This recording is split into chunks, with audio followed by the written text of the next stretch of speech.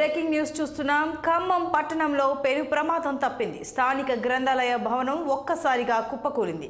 అయితే సమయానికి భవనంలో ఎవరూ లేకపోవడంతో అంతా ఊపిరి పీల్చుకున్నారు. భవనం పాతపడిపోవడంతోనే కూలిందని అధికారులు చెబుతున్నారు.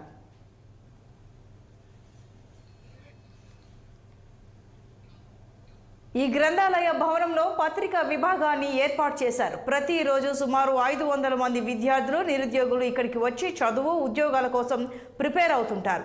వారితో పాటు నగరవాసులు కూడా పుస్తకాలు, పత్రికలను చదవడానికి వస్తుంటారు.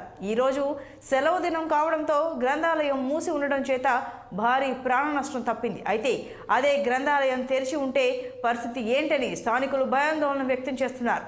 పురాతన భవనంలో గ్రంథాలయ పత్రికా విభాగాన్ని ఏర్పాటు చేసిన అధికారులపై ఆగ్రహం వ్యక్తం చేస్తున్నారు.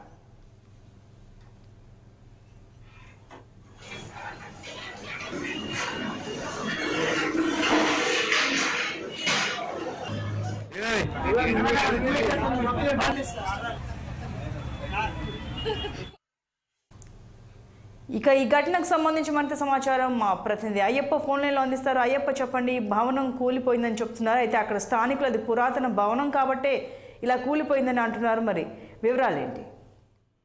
సంతోషి, భారీ ప్రమాదం తప్పిందనే నగరంలో, పట్టణంలో అంటే ప్రధాన కూడల్లో ఉన్నటువంటి గ్రంథాలయం పాతబడిన సంఘటన నేపథ్యంలో అది ఈ రోజు అయితే కూలిపోయిన పరిస్థితి మనం ప్రత్యక్షంగా చూస్తున్నాం. అయితే ఖమ్మం పట్టణంలో ఉన్నటువంటి ఈ పురాతన భవనం ఒక్కసారిగా కుప్పపోయింది.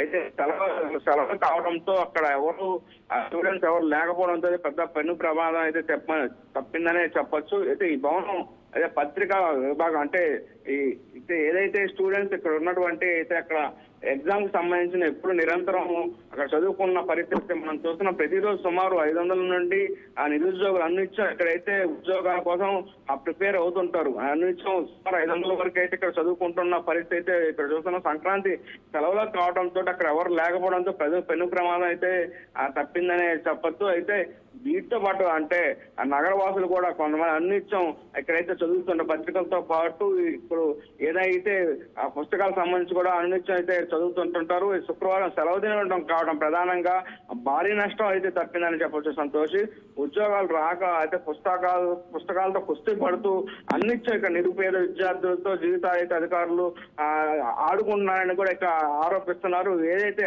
అన్నిత్యం అయితే ఉద్యోగాల కోసం ఇక్కడ చదువుతున్న పరిస్థితి అయితే ఉన్న నేపథ్యంలో ఈ రోజు సెలవు దినం కావడంతో ఎవరు లేకపోవడంతో అయితే ఇక్కడ పెను ప్రమాదం తప్పిందని చుట్టుపక్కల అక్కడ ఉన్నటువంటి స్థానికులు అయితే చెబుతున్నారు. ఒకవేళ అక్కడ విద్యార్థులు ఉండి ఇక్కడ చదువుకుంటున్న నేపథ్యంలో ఈ రోజు కూలితే పెద్ద ప్రమాదం అయితే జరిగి ఉండేదని కూడా ప్రత్యక్షంగా చూసిన వారు చెబుతున్నారు.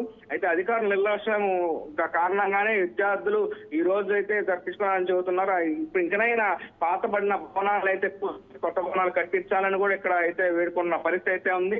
ఈ నేపథ్యంలో మంత్రి తుమ్మల నాగేశ్వరరావు ప్రత్యక్షంగా అక్కడ పరిశీలించి ఏదైతే పాతబడిన భవనాలు కూడా కూల్చివేసి అందులో కొత్త భవనాలు నిర్మించాలని కూడా అధికారులు అయితే ఆదేశిస్తున్న పరిస్థితి మనం చూస్తున్నాం. Santoshi. Right Ayyappa, thank you.